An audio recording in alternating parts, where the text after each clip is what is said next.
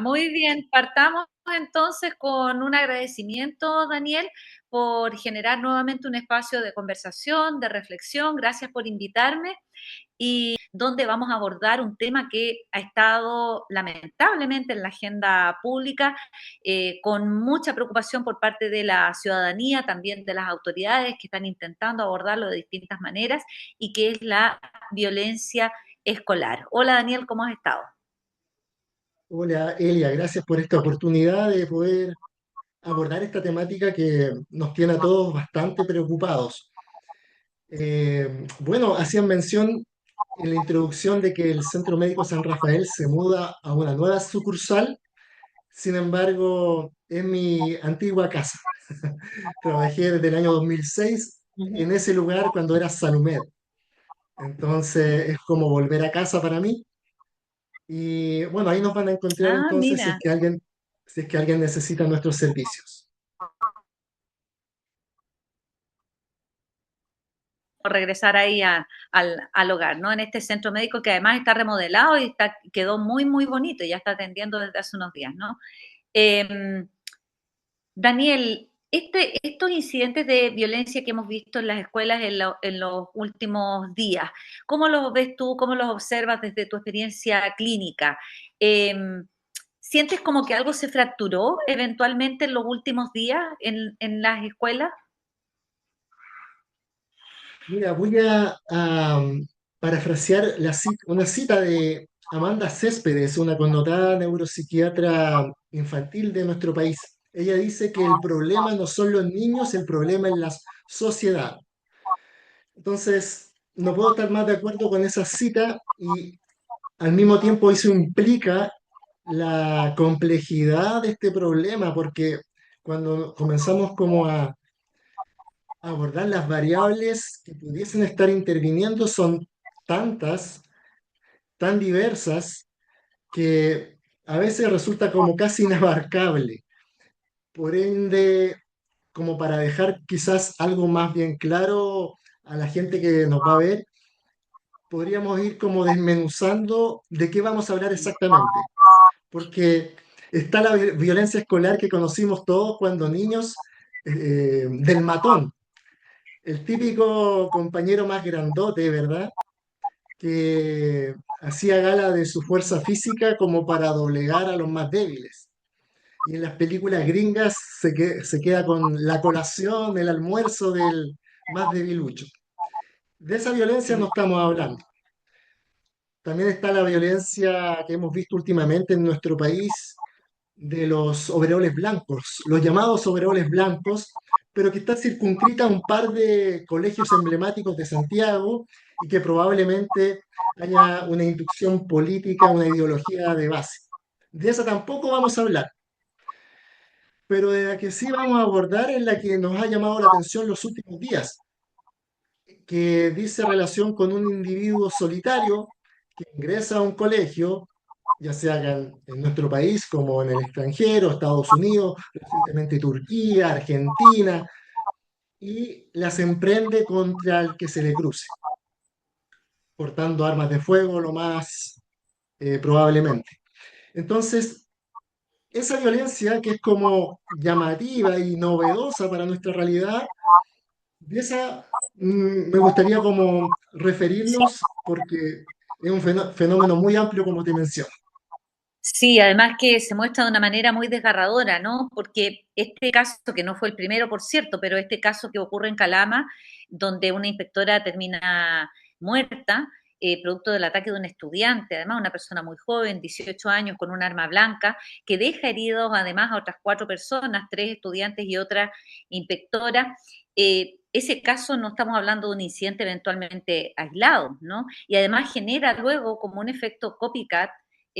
Preguntarte, Daniel, si tú sientes que estos son fenómenos que pueden ser, claro, quizás acotados en el tiempo, o estamos hablando de una degradación progresiva con estos hechos, ¿no? Que de repente emergen. Y lo más probable es que no sea algo puntual, sino que sea algo progresivo. Yo en mi página web escribí hace un tiempo un artículo que se llama Cinco causas clínicas de la violencia escolar, en la cual hago referencia a cinco posibles causas, ¿verdad? Que explicarían, estoy hablando que lo escribí el año 2023 aproximadamente, cuando estos últimos sucesos como más graves todavía no habían aparecido. Y quizás el momento de quiebre, de desajuste mayor, tiene que ver con ese episodio, esa época de la vida en que estábamos en un estallido social y luego viene la pandemia.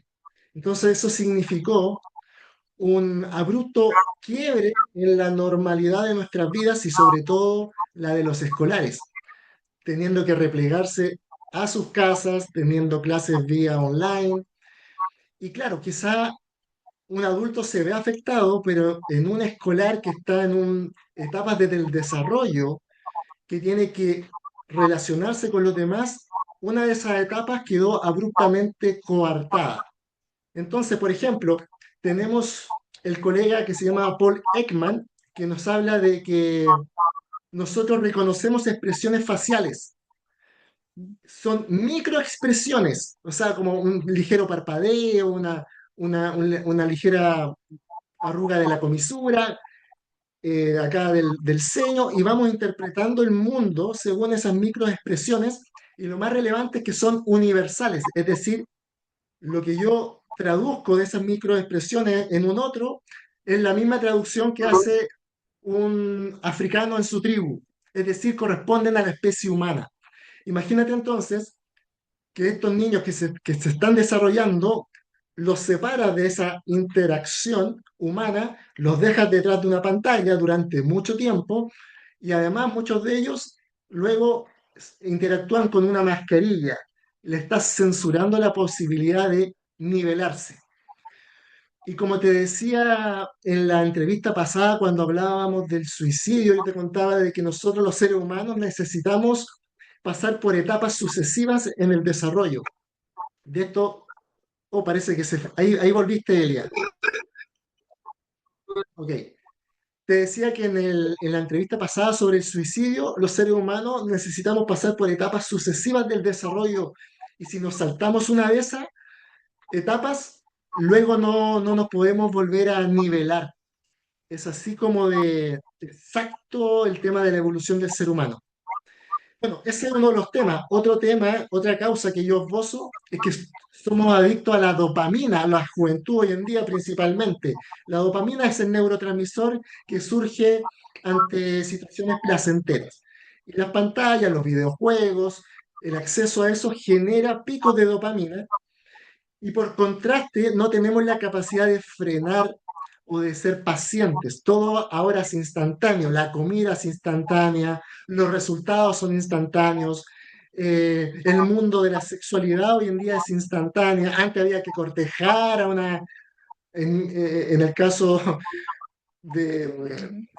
ya sea hombre o mujer, había que cortejar, había que mandar cartitas, flores, etcétera, etcétera. Entonces, ahora todo es instantáneo, es, es múltiple, digamos, entonces la capacidad como de contención está muy disminuida. Por otra parte, el aislamiento social que significó el estar ese año en pandemia, nos genera, nos coarta, como te decía, ciertos patrones que necesitamos. Harry Harlow, el psicólogo eh, de hace tiempo atrás, hizo un experimento. Puso a unos monitos, un monito de alambre y otro monito tenía piel, felpa y con un biberón. Entonces metió un monito de verdad y el monito de verdad iba al de que tenía felpa. Y me equivoqué, el que tenía alambre era el que tenía el biberón. Entonces el monito iba, chupaba leche al monito de alambre, pero el resto del tiempo se quedaba con el de felpa, como el caso del monito que se hizo famoso, que anda con un muñeco en un zoológico. Entonces dejaron a ese monito con otros pares y los pares le pegaron y el monito iba, se agarraba de su muñeco de felpa. Necesitamos ese contacto. Entonces, los individuos que son privados de ese contacto probablemente generen algún tipo de problemática en su salud mental. Ujú. Súmale también los padres estresados o incompetentes. Y finalmente, el culto a la violencia. Es cosa de ver los videos de reggaetón, donde hay plata, hay mujeres y hay un arma. Entonces está como muy validado ese culto a la violencia. Daniel, bueno, tú colocas como punto de inflexión la pandemia, ¿cierto? Como un momento que marca un antes y un después. También hablas, ¿no? De dinámicas, circuitos que vuelven a esta generación joven, ¿no? Más ansiosa, con menos capacidad de frustración, quizás más radicalizada también. Pero cuando hablamos de estos incidentes, estamos hablando también de individuos que son más violentos que el normal, por decirlo así, de los jóvenes o lo que está siendo más o menos aceptable, ¿no? Uno ve incidentes que, agresiones, ¿no? A veces muchachos que pelean fuera de las escuelas, pero ir con un arma al liceo, a la escuela, estamos hablando como de otro nivel. ¿Tú cómo caracterizarías qué le ocurre a esos niños? En general, el perfil del atacante, del agresor, es muy prototípico en el sentido de que es una persona que tiene un alto nivel de resentimiento, porque le ha ido mal socialmente hablando. Es un joven aislado, es un joven que ha recibido bullying, el desprecio de sus pares o la indiferencia de los mismos, y que ha ido acumulando a través de los años esa, ese resentimiento del cual te hablo. Y los teóricos de estas situaciones han esbozado que al momento de ir a agredir a sus pares es como una vuelta a tomar el control y el poder que nunca tuvieron. Inclusive lo han esbozado como una recuperación de su masculinidad, porque son jóvenes que no han tenido éxito en el amor, han sido rechazados, han sido vilipendiados. Entonces llega un momento de que ellos buscan resarcir o tomar venganza o desde su mirada hacer justicia con todos aquellos quienes les hicieron daño por varios años seguidos, digamos. Y si te fijas, la mayoría son hombres. Yo diría que todos, el 100% son hombres, y algunos de ellos han sido transexuales o han tenido algún tipo de problema en la esfera de la sexualidad. Entonces, es llamativo porque una mujer podría tomar un arma y ser tan eh, efectiva como un hombre, porque en el fondo fácilmente podría hacer daño, digamos. Entonces, ¿por qué una mujer, una adolescente, no hace eso y sí un varón?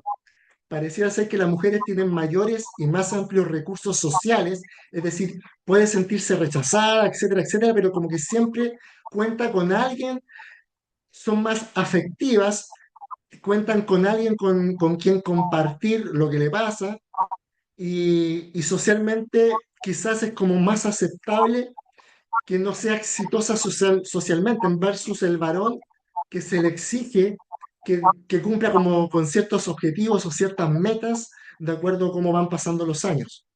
Así que por ahí va este tema, por ahí lo esbozo yo, Elia. Daniel, ¿y cuáles serían como los signos tempranos de actitudes que en estos niños se pueden tornar tan violentos? Mira, lo primero es detectar aquellos niños que se están retrayendo, que se están aislando y que son objetos de bullying, ¿ya? Hay que tener mucho cuidado con los niños que están siendo objetos de bullying en primera instancia. Entonces eso es muy fácil de darse cuenta, es básicamente que los inspectores, los profesores y por supuesto los padres estén atentos a cómo se está desenvolviendo su hijo y su alumno, digamos, en la escuela. Pero no todos los niños que son objetos de bullying van a llegar a hacer esto. Claramente, los que llegan a hacer esto han pasado por probablemente años de ser rechazados y ya están articulando cómo van a hacer estas acciones. Y uno lo puede ver en Google, por ejemplo, uno se mete en los celulares, en los computadores de estos chicos y ya hay búsquedas de cómo crear un arma o cómo comprar un arma, cómo ingresar sin que se den cuenta al colegio. O sea, hay búsquedas relacionadas con el acto de hacer un daño. También suelen tener como diarios de vida o escritos donde van anunciando sus ideas. Pero O eso ya grupos, es un momento a veces ¿sí? Dime. sí. Hay grupos también online y esto es un, un, un hecho, ¿no? Que se está mirando poco o un proceso en los que se meten estos niños, en los que se refuerzan a sí mismos, grupos online donde hablan, ¿no? De estas frustraciones que tú mencionas, pero también de qué hacer, ¿no? Y se ha descubierto de que todos estos casos de niños que cometen atentados en su escuela han estado en estos grupos, ¿no? Probablemente porque ellos buscan información, buscan ser efectivos en su ideación de querer hacer este daño. Por lo tanto, van a buscar, existen ya en Internet grupos para todo. Entonces, pero lo que te iba a decir es que detectar a estos individuos quizás es muy tarde. La base es trabajar con los niños que están siendo objeto de bullying, porque en ellos se va a generar el resentimiento. Y ahí todos somos responsables. Yo como profesional tengo que ser capaz de, cuando me llega un chico o chica, detectar si está siendo objeto de bullying o no. Los profesores, los inspectores que están en el patio, tienen que ver si el chico o chica se está relacionando con los demás y de qué manera. Los padres, los más importantes aquí, tienen que ser padres involucrados y competentes. Los padres no pueden tomar una actitud como de que se lo entregan al colegio y allá verán lo que hacen con mi hijo o hija. Tienen que estar involucrados y tienen que tener conocimientos respecto a los indicadores mínimos sobre los cuales tienen que estar las alarmas puestas de que mi hijo o hija lo está pasando mal en el colegio. Decía de que los padres, tal como tú señalas, no son los únicos responsables, ¿cierto? Cuando presenciamos hechos de este tipo, hay todo un grupo de personas dentro de las cuales este niño ha estado expuesto o que pudieron haber detectado algunas alertas. Pero tú sientes que quizás también juega un rol el hecho evidente, ¿no? De que tanto padres como docentes, las personas que están en el entorno de estos niños y que podrían tener dentro del radar, ¿no? Estas señales tempranas que hemos conversado, ¿tú sientes que están perdiendo también autoridad en el sentido tradicional de lo que es la autoridad? Absolutamente, el poder se desplazó desde desde la directiva del colegio, director, profesor, se desplazó hacia los alumnos. Los alumnos hoy en día están como de alguna manera comandando las acciones y eso se puede ver, por ejemplo, en muchos padres que llegan violentamente o agresivamente a discutirle al profesor por qué le puso tal o cual nota, por qué le dijo esto al hijo. O sea, ya el poder, la jerarquía, ya no es la misma de antes. Y eso ha ido pasando en varias esferas de la sociedad. Yo detecto, por ejemplo, que si antes la religión tenía mucho que ver con la vida de todos, ahora son las redes sociales, por ejemplo.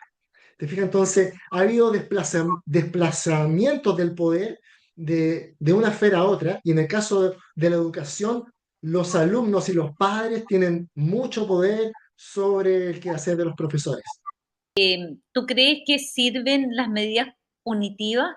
Porque hay personas que piensan que la autoridad se puede restablecer de esa manera, ¿no? Digo, la reprimenda, ¿sientes?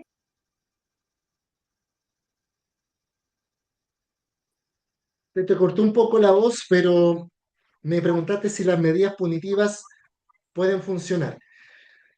Lo que pasa es que llegamos a un punto donde tenemos que tomar acciones punitivas o, o de intromisión. Por ejemplo, esto de revisar las mochilas, lo cual a todas luces no es lo ideal.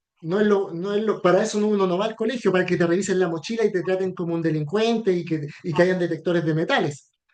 Pero si no se hace eso, la comunidad queda expuesta a que algo pudiese pasar.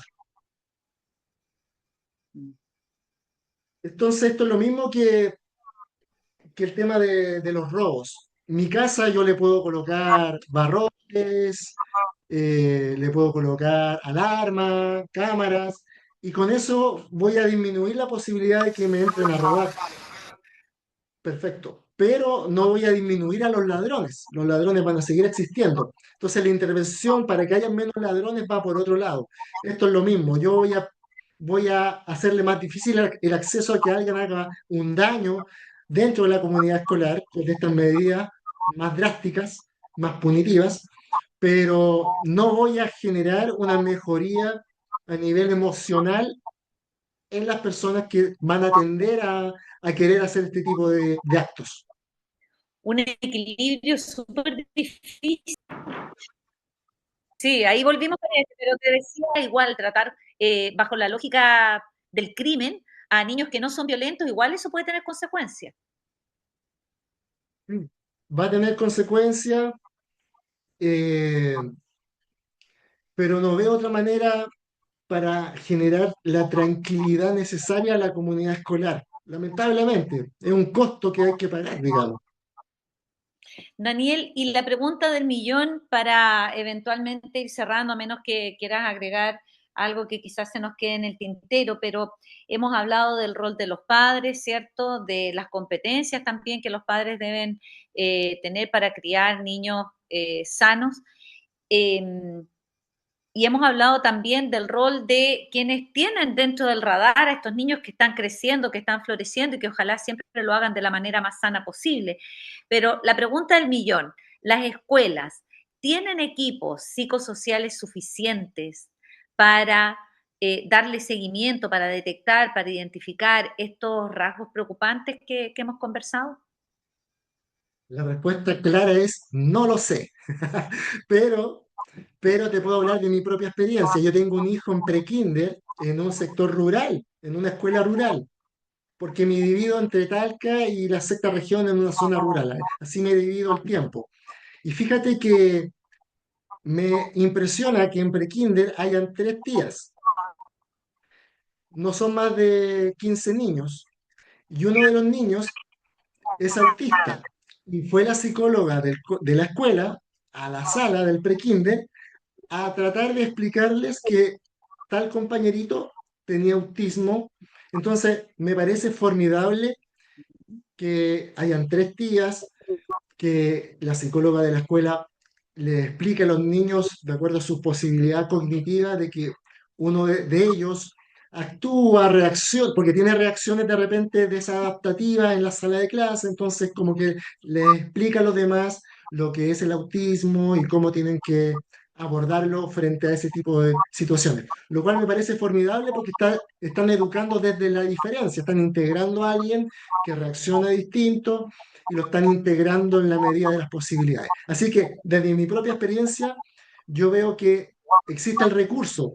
Los niños que vienen a verme a mi consulta, los jóvenes, también yo les mando un certificado a los papás, al colegio, detectamos situaciones de bullying, el colegio me responde.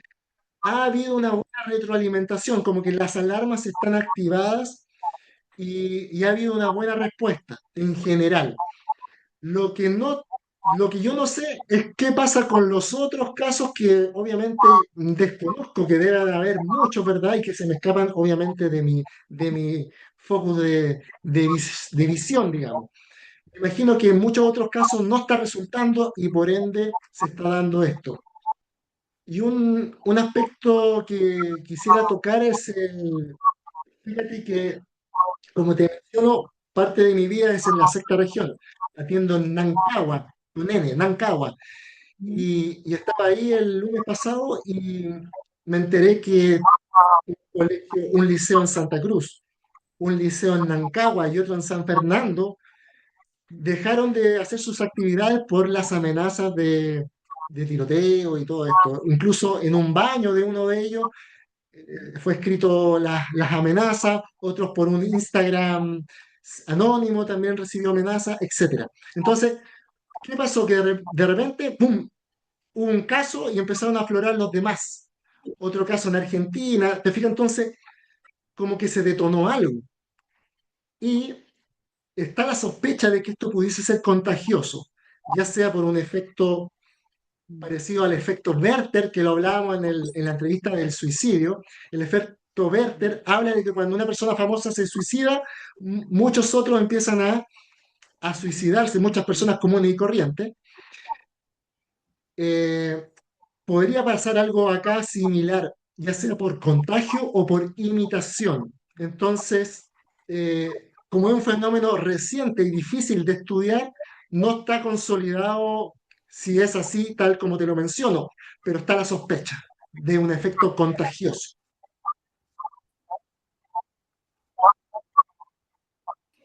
También la contingencia no colabora, ¿no? Porque estamos periódicamente expuestos a noticias de que la economía no va bien, de que globalmente además hay una crisis, de que todo sube, en los hogares hay más estrés, entonces también una adivina que la crianza igual se vuelve más compleja, ¿no? Eh, o las relaciones, ¿no? Dentro de las mismas familias también, a veces se tensan, ¿no? Si no están los recursos para financiar esto, lo de más allá, la mayor parte del salario se va para comida, para suplir necesidades muy básicas, hay poco para entretención, entonces desde ahí también, obviamente no es fácil, ¿no? El tema de niños que quizás ya están en una situación, ¿no? De estrés, de emociones complejas, esto viene a complejizar, ¿no? La vida de estos niños.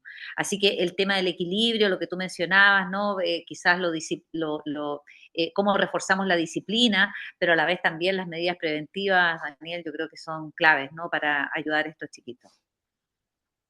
Absolutamente, los griegos, los antiguos griegos hablaban de buscar la moderación, que en el fondo era el conocimiento de sí mismo, la búsqueda de la prudencia, el ser modestos, el no acaparar materialmente cosas.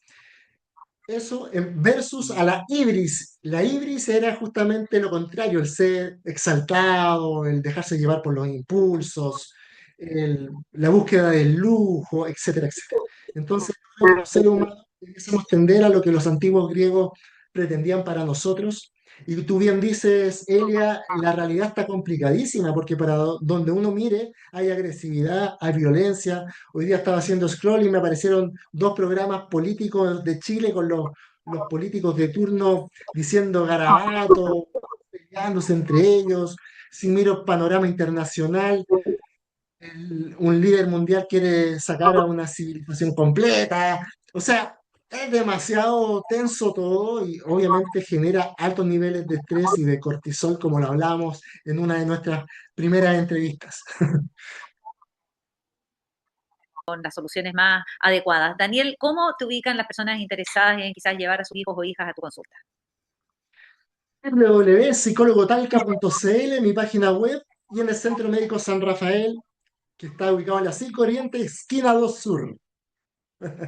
Bien, muy bien, Daniel, muchas gracias. Nos excusamos, sí, por algunos problemas técnicos que tuvimos ahí durante la entrevista, como que nos quedamos congelados, pero se escuchaba, ¿ya? Así que el contenido igualmente está ahí. Y yo tuve una pindi, ya se me atravesaba por atrás, lo voy a ir a regañar ahora porque yo le avisé que iba a estar en esto. Así que, bueno, muy agradecida y será hasta una próxima oportunidad, Daniel, que tengas un lindo día.